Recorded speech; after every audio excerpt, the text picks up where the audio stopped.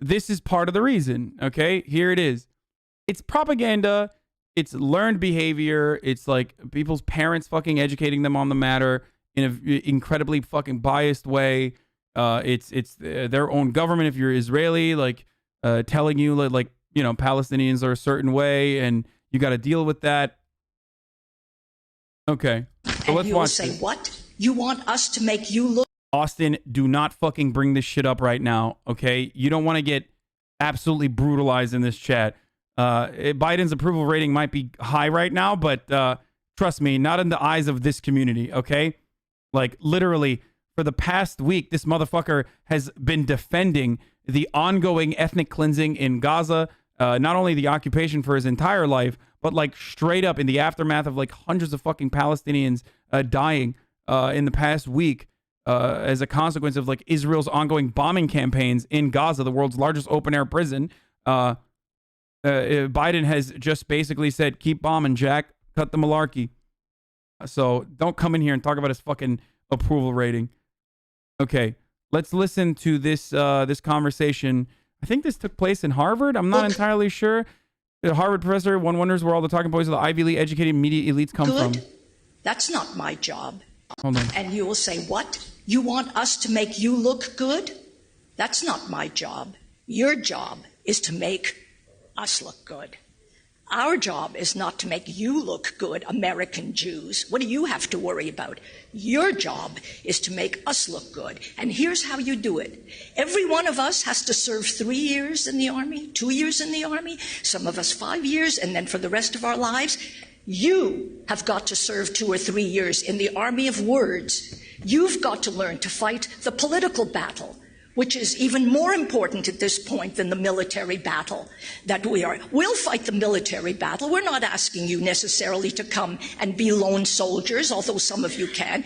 You've got to learn how to fight back on the campuses, how to make the arguments. Now, they keep shifting. You know, the ground keeps shifting under us. They keep changing the language. Intersectionality wasn't even a word 10 years ago. Now suddenly it's intersectionality. You've got to stay on top of it. And you know how we train for the Army? We don't train for defensive warfare. If the war against Israel ever had to be fought on Israeli soil, do I have to tell you? It's an impossibility. Bro, that's like, I mean, this is like the Barry Weiss article that ended with that like really damning but very brutally honest line about how like the continued Zionist project relies on the bombing campaigns and mass purges of Palestinians. Like this is how it works. Like it just has to work that way. Because if the tables were turned, like that would be devastating. So it's the same thing. Don't let the war of words ever be fought about Israel's nature. Let it be fought about why you can't accept Israel, why you have to single out this tiny people. Try to find Israel on the map. It's hardly there. You know, we used to play this game. Literally tree dialogue. Literally fucking dialogue wheel, dude. Straight up. Don't question mark it. How many times have you heard this shit? How many times do you hear this from people like where they will say like, come on, Israel's a tiny country. Come on, let's do a little bit of fascism. We're tiny. We're surrounded by enemies. We're tiny. Why do you not want us to exist? Right to exist. Right to exist. Israel's right to exist. Never talk about the Palestinian right to exist. Always body your opponent by just force feeding them your framework. What is a right to exist? Did Nazi Germany have a right to exist? No, right? States don't have an inherent right to exist. Did apartheid South Africa have a right to exist? People within states have a right to exist, a right to survival. So if your right to exist is built upon an occupation regime that creates so much death and destruction, then it can't exist that way. You have to either make changes or you have no right to exist. This does not mean the people within these states have no right to exist. Of course they do. I find it so ridiculous. It's so fucking silly to just like constantly have this like, oh, well, doesn't Israel have a right to exist, Hassan? Doesn't Israel have a right to exist? Israel has a right to exist as much as every other nation. Israel does not have a right to exist if that existence is predicated upon murdering people over and over again, nonstop, occupying them into territories that are purposefully shut off from the rest of the planet, where you just bomb them over and over again, doing a little bit of genocide. That's no existence. That's brutality that you are subjecting others to.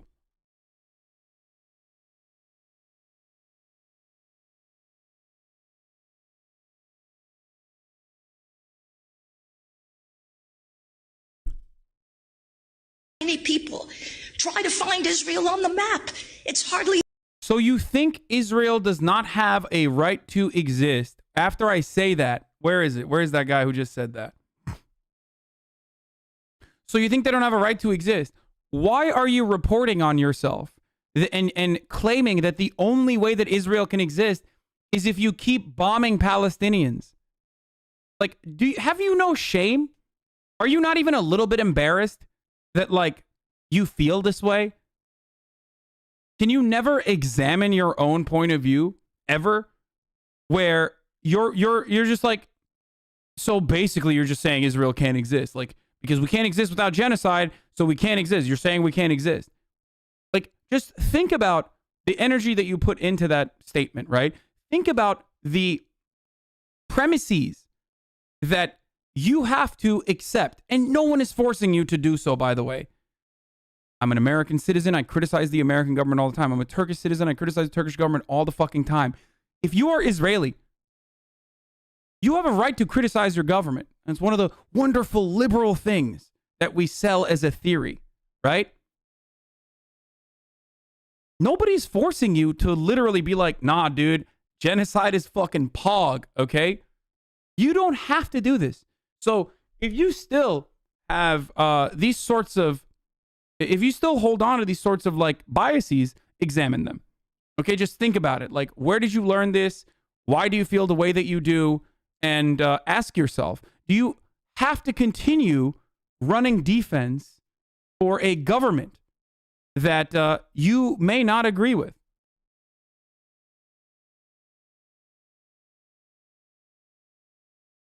Okay?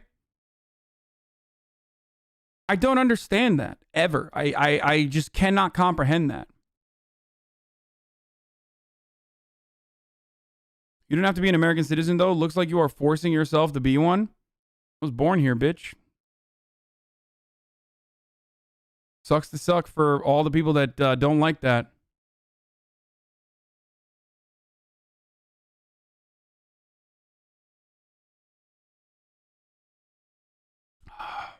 Anyway. Let's keep going. Be there. You know, we used to play this game, Where's Waldo? Where is Waldo on the map? Are you going to really tell me that this is the country you want to blame? Push them. Teach them how to defend by attacking.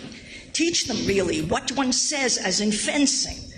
You've got to do that. You've got to make demands on them. They've... You know, this is, of course, like very similar to every single fucking argument you hear from people in here every day.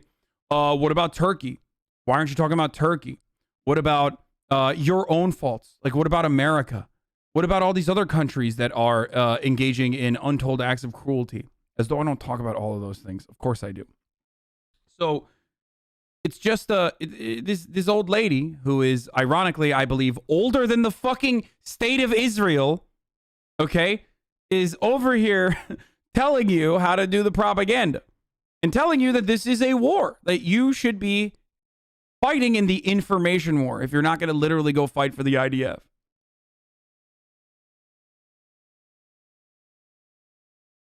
Suddenly Harvard doesn't seem that nice anymore. Motherfucker, like Harvard, Yale, these places suck. Like they're wonderful.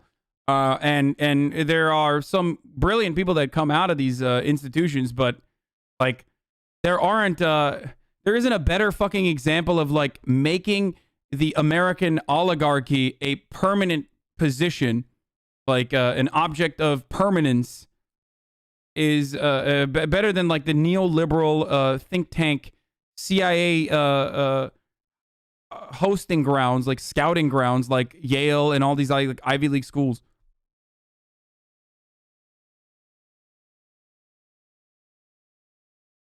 Got to serve for 3 years in the army of words. Well, I cannot even start with this.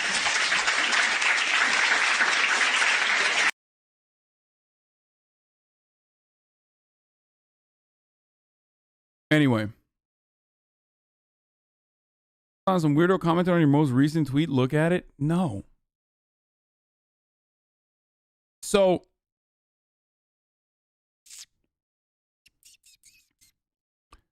the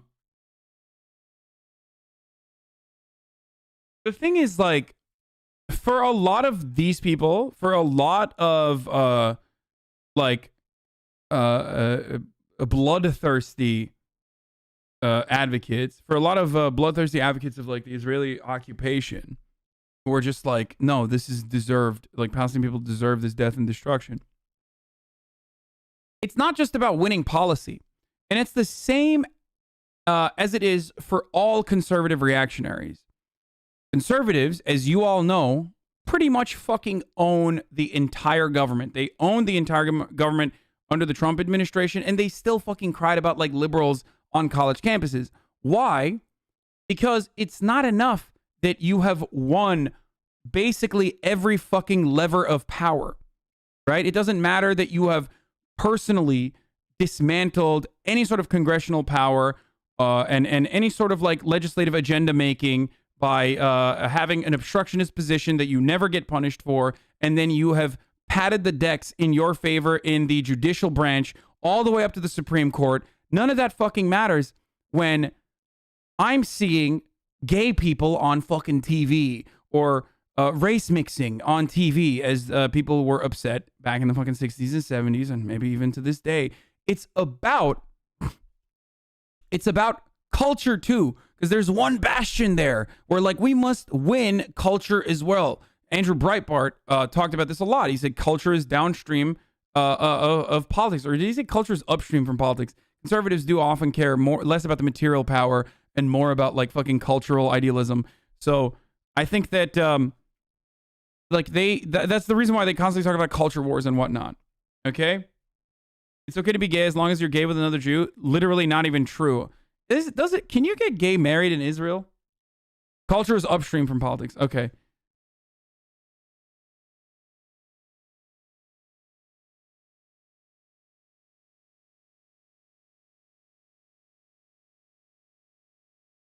Lesbian, gay, bisexual, transgender rights in Israel are considered the most developed in the Middle East. Although same-sex sexual activity was legalized in 1988, the former law against sodomy had not been enforced since a court decision in 1963.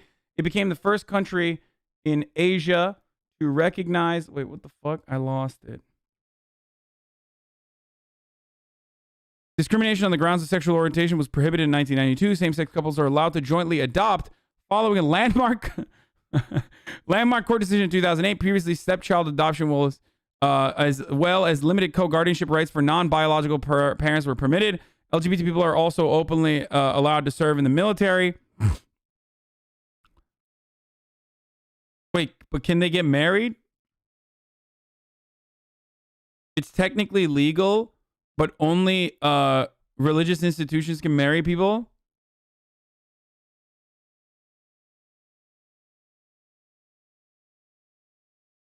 Can't marry non-Jews either. You have to go to Cyprus or something if you want to. Wait, are you fucking serious? Hold on. Same-sex cannot legally be performed. Same-sex marriage cannot legally be performed in Israel. Israeli law allows same-sex marriages performed elsewhere to be registered, but not recognized based upon a 2006 Israeli Supreme Court decision which stated, what the fuck? We are deciding that within the context of the status of the population registry as a recorder of statistics. Okay. Civil marriage doesn't exist in Israel for heterosexual couples either, except where both heterosexual spouses do not belong to the recognized religious... What the fuck?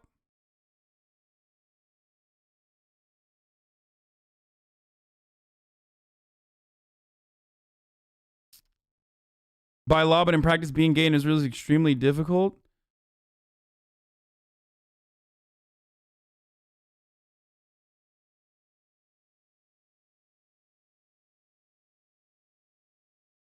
Wait, so hold on.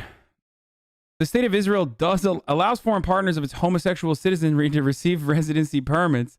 The Civil Service Commission extends spousal benefits and pensions to the partners of homosexual employees.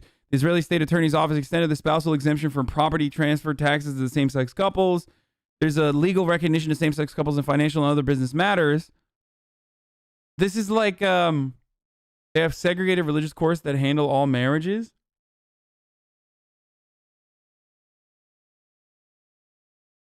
So if you're gay, you can like openly be gay and you know, join the IDF, but if you want to get married like legally, you got to do it elsewhere and then come get it registered. And also LGBT rights in Palestine, criminal and civil rights. The state of Palestine, there's no specific. Why would there be like any fucking legitimate rights that are like in occupied territory? It's like half these motherfuckers can't even vote. Like, anyway. But I'm pretty sure that the Palestinian, like the OG Palestinian liberation groups that had actual fucking power, had, what do you call it? Were a lot more open-minded. Marriage is religious in Israel. Many do not like it. According to the 2010 Compendium of Laws Against Homosexuality produced by the International LGBT Intersex Association, the decriminalization of homosexuality in Palestine is patchwork. On the one hand, same-sex acts were decriminalized in the Jordanian-controlled West Bank in 1951 and remain so to this day. On the other hand, the Gaza Strip, the British Mandate Criminal Code ordinance, remains in force and continues to outlaw. So the Gaza Strip outlawed homosexuality because of British mandate, and the occupied West Bank decriminalized it because, originally, because of Jordanian control, they decriminalized it. This is the same kind of fucking energy when people are like, oh, what about LGBT rights? Like, literally, in the Ottoman Empire, homosexuality was decriminalized, never punished beforehand either, by the way, but technically decriminalized in the 18th century. Way ahead of its Western peers. For the record, the Palestinian Authority has not legislated either for or against homosexuality, though on the legal level, the president of the Palestinian Authority issued his first decision in 1994, which provided that legislation laws were effective before June were effective before the 5th of June 1967, and the West Bank Gaza Strip would remain effective and in line with almost other Palestinian laws, and the confused legal legacy of foreign occupation, Ottoman, British, Jordanian, Egyptian, and Israeli, continues to determine the erratic application or non-application of the criminal law of homosexuality in each of the territories. They put fucking Ottoman in there, but again, the Ottoman Empire literally fucking more woke than like current idiots who are in my chat about who say shit like, are you gay, bro? Are you fucking gay, bro? You paint nails. Are you gay, bro? Like, literally the Ottoman Empire, lots of ass fucking, okay? Nonstop. Straight up. Ass fucking all the time. Okay?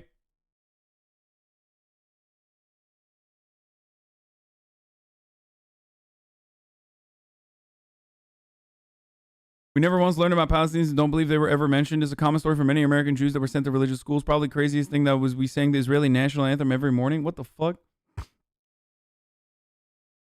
Also, I just want to fucking mention that I just want to mention something here, but like, you know, someone being anti-LGBT, like literally out and about anti-LGBT, does not justify doing genocide against them. I don't know if people know that that's my point of view, so I'm going to fucking have to mention that here once again. Especially because, like, you know, ethnic cleansing is indiscriminate. That's why when you fucking brutalize Palestinian people, you aren't just brutalizing Muslims, contrary to popular opinion. You're brutalizing Palestinian Jews. You're brutalizing Palestinian Christians, which make up, I believe, 20%, 20 plus percent of the population. You are brutalizing Palestinian lesbians, gays, bisexuals, and trans Palestinians as well. So there is no holier than thou woke genocide. There is no holier than thou woke ethnic cleansing. Okay. Now, although now I don't even know, because everything I say, I feel like is going to get fucking clipped out of context. And then people are going to be like, he's advocating for the opposite of the opposite things with respect to the values that he's like advocated for his entire fucking life.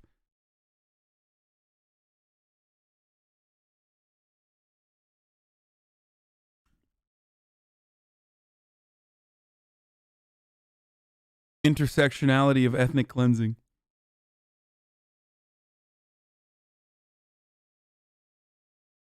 Anyway, so I am going to now. Let me see if he's in here.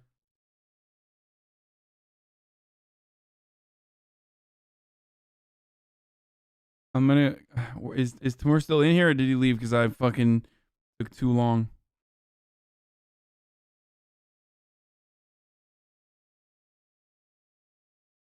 You have it backwards. It's 15% Jew, 2.5% Christian, and the rest are Sunni.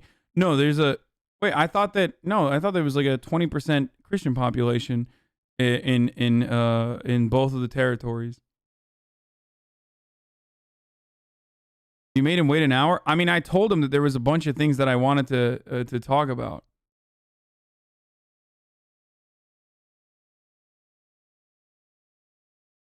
He said he friended you on Discord. You can reach me right now. Just DM me.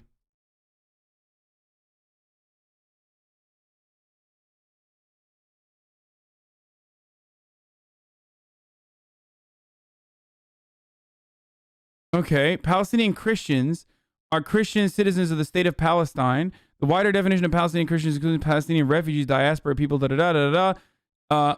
number 20% of the 13 million Palestinians. Yeah. I am fucking right. 70% of them live outside of Palestine and Israel, but I am literally fucking right. That yes, they are 20% of Palestinians worldwide are Palestinian Christians. Not the ones being genocided, though. That's not fucking true either, by the way. Even the ones that are... Dude, the mayor is great. The mayor of Ramallah, who is Palestinian Christian himself. There's a documentary called The Mayor. It's like kind of art housey or whatever. But it's pretty good. The mayor of Ramallah is a Christian Palestinian. He did not DM me, for the record. But there's a statement when like America is 1 to 2% in the West Bank and Gaza, but yes, they are there. When they're talking about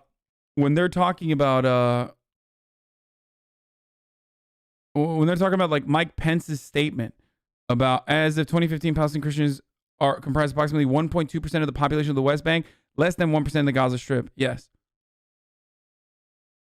According to British mandatory estimates, Palestine's Christian population in 1922 constituted 9.5% of the total mandatory Palestinian population, 10.8% of the Palestinian Arab population. Okay? And 7.9 in 1946. A large number of Arab Christians fled or were expelled from the Jewish-controlled areas of mandatory Palestine during the 1948 Arab-Israeli War, and a small number left during the period 1948 to 1967 of Jordanian control of West Bank for economic reasons. Citation needed. From 1967, during the Israeli military rule, the Palestinian Christian population has increased in excess of the continued emigration.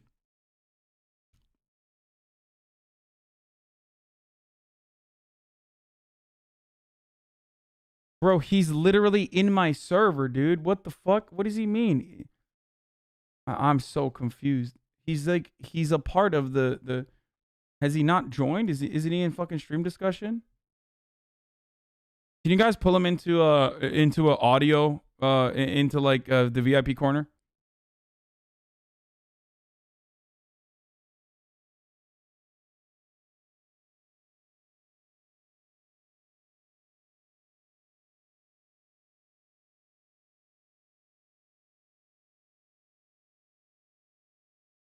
Anyway.